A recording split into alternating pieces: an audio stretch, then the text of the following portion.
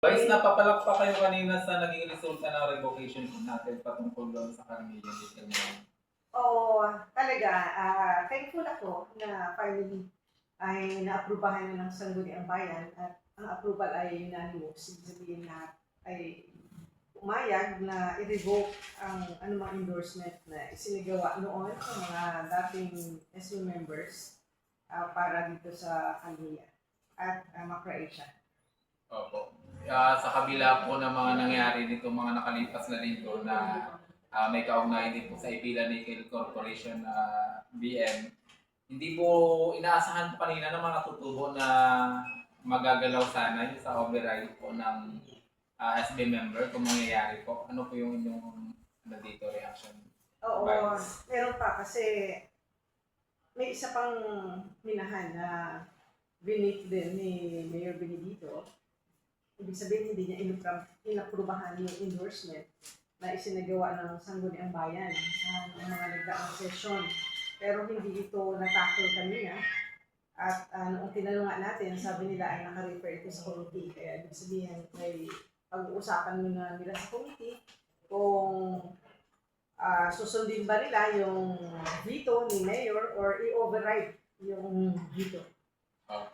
Yung sa naging magandang resulta po kanina sa revocation BM, sa palagay po ninyo, magandang senyales po ito kasi doon pa lang po sa revocation ng mga existing mining company na maaari mag-operate sa Brooks Point ay pinawalang misa ng mga SB member kanina. Sa inyo po, sa palagay po ninyo, ganito rin po sana ang mangyari sa Ipila Nickel Corporation? Sana ganyan din ang mangyari at magkaisa na kami na proteksyonan ang Brooks Point. Alam mo, sabi ko, nagkakaedad na ako eh.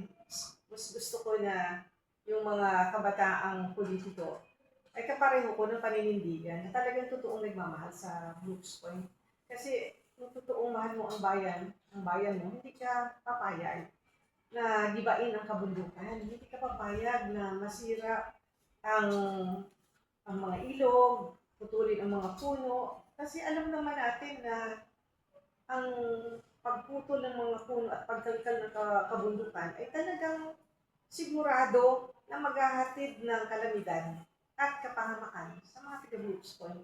At lagi ko naman sinasabi na bakit natin madaliin na ipagiba ang bundok dahil gusto raw makuha yung kayamanan dyan. Bakit hindi natin hayaan manatili yan at yung mga susunod na henerasyon, baka mayroon ng paraan na makuha yung mga mineral na hindi pinuputol ang mga puno. Hayaan na natin yan sa mga susunod na henerasyon. Total, hindi naman yan pagkain eh, na pagka hindi mo ginawa ngayon, hindi mo kinain ngayon, mabubulok. Hindi eh. Kumbaga, mas lalo pang nangyayaman yan eh. Kaya sabi ko, huwag tayong maging maramot. Ay, ibigay natin yan sa mga darating pang taga Brooks Point in the future.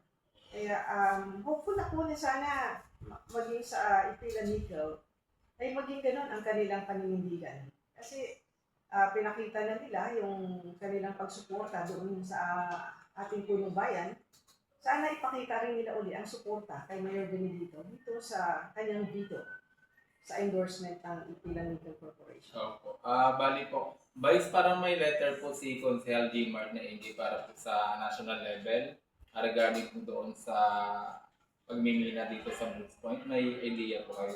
At saka natutuwa ako sa ginawa ng pinakabata nating konsyal, si SG Martin Inge, kasi agad-agad ay nagpasa siya ng isang resolution na pahintuin na kung ano man ang mga activities ng kalmiya ay pahinto na kasi ito ay nakaka-apekto hindi lang usapin pangkalikasan, usapin din ng mga katutubo. Yung mga katutubo sa kabundukan ay talagang naalala na gagalawin yung kanilang bundok. Doon sila nakatira. Doon ang kanilang kabuhayan. Tapos papaalisin na lang sila. At kasama doon sa kanyang resolution ay na kay Congressman Martin Romualdez. Alam natin ay siya may ari ng kalmiya na nagmamakaawa tayo sa kanya. Na alam natin na mayaman na siya. Hindi niya na kailangan pang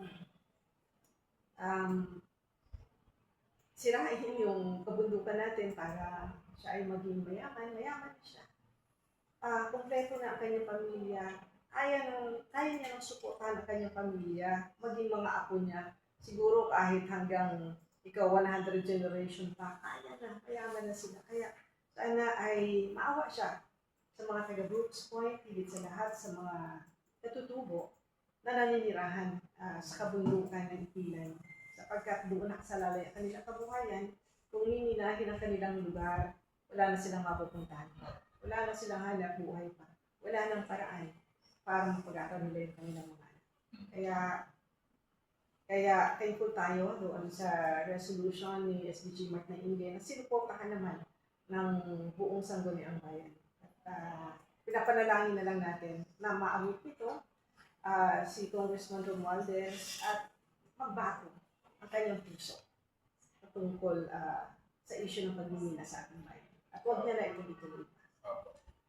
Vice, nung nakaraan po, di ba mayroon po tayong naging program kasabay po ng pagpasa ng petisyon ng mga katutubo para sa pagbasura ng SB endorsement ng Mayor's Permit ng Ipilan Native Corporation. May binabanggit po kayo doon na hindi po pinag-aralan ng Sangguniang Bayan yung pag-endorso. So, humingi po kami ng komento kay SB member Hayati Dugasan na sinasabi niya po doon regarding po doon sa sinabi ninyo na hindi pinag-aralan. No comment daw po sa kanya. May reaction po kayo doon? No comment, ibig sabihin, talagang hindi pinag-aralan. Kasi kung pinag-aralan, ay didepensahan niya yung kanyang sarili at yung kanyang desisyon. Kasi nagkatanong lang naman tayo ng mga importanteng bagay patungkol sa endorsement, kagaya ng gaano ba yan kalaki, ilang area ang maapektuhan, ilang puno ang puputulin. Kasi kami alam namin kung ilang puno ang puputulin dahil nakita namin yung earthballing and cutting permit. At tinatanong din natin kung mayroong zoning clearance yan. At wala naman siyang sinabi kung mayroong zoning clearance. Ang sinasabi niya may certification na yun ay forest. So ibig sabihin, pag yun ay forest zone, hindi siya mineral zone. Ibig sabihin, hindi siya dapat minahin talaga. Vice, thank you po. Thank you sa inyo.